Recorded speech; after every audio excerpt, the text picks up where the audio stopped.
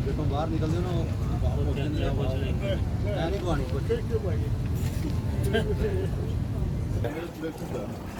लो जी 7 साल बाद बंदा पाकिस्तान अपने मुल्क दे विच वापस आवे तो कैसे जज्बात या ख्यालात होंदे ने।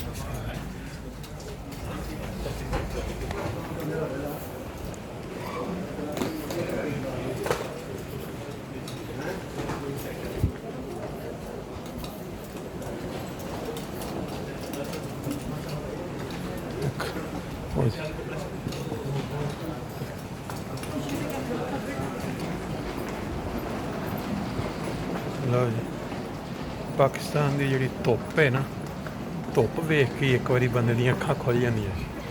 इन्ने सालों बाद इस तरह की चमकदी धुप।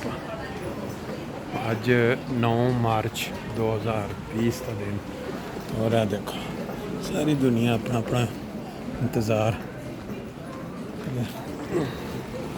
अपने देश की जी क्या ही बात है, कोई चीज़ नहीं।